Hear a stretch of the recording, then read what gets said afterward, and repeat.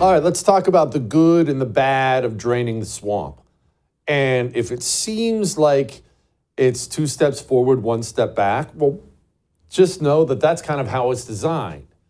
That's how a corrupt criminal organization known as the United States government, that's how it functions. Frankly, it functions usually as 1 step forward, 2 steps back. The system exists to protect itself. This gigantic evil bureaucracy of criminals we have running the United States of America is not simply going to give away power. It's an organized crime organization, just like the cartels, just like the Italian mafia. They will do whatever they have to do to protect the organization, to protect themselves. So let's talk about the new CDC director, Dr. Susan Monarez. First of all, she's the acting CDC director. All right, she's the CDC director. But you probably saw a ton of things out there online of her saying today about wearing masks and things like that. If you've been paying attention, you saw all kinds of that. That did not come from Dr. Susan Monarez. It did not. Those things came from the CDC director account before she took the account over. So just let me caution you with taking whatever you see online and running with it. That's not actually what she said. But she's said other things. Now, first of all, keep in mind, rumor has it that Senator Collins, Senator Cassidy, 2 of the biggest losers in the United States Senate, both Republicans, of course, that they torpedoed Trump's original nom. So this is his backup choice.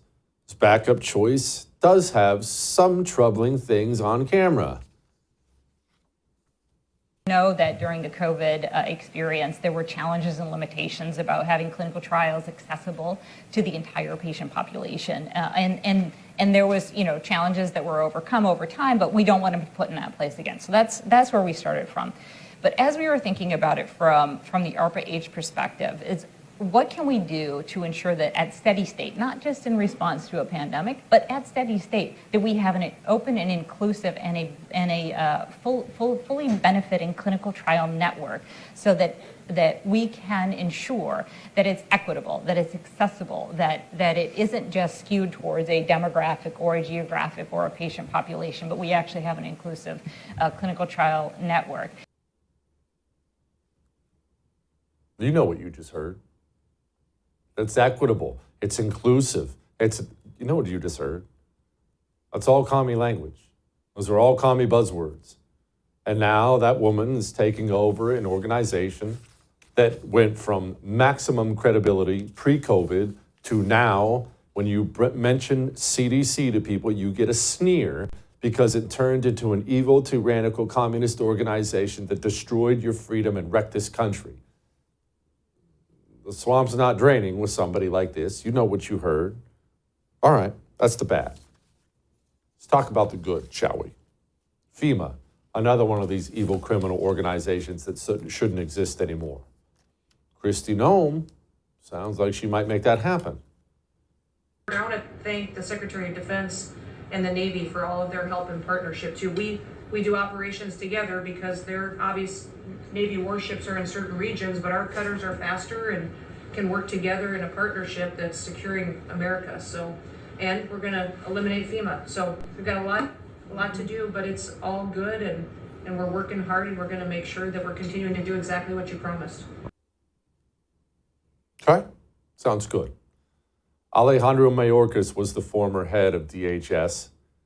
Alejandro Mayorkas did so many tremendously evil things in this country. Alejandro Mayorkas just got his classified material access, his security clearance. He just got that yanked away from him. Remember, that's not a small thing, it's a big thing. His Secret Service protection's gone, his security clearance is gone. He got stripped of all the wonderful little privileges, all the little goodies these people get for themselves, and that's how they make money, right? Hey, look at me, I'm a big shot with Secret Service protection. Look at me, I have access to these secret documents. Trump continues to take these things away from these lifelong criminals.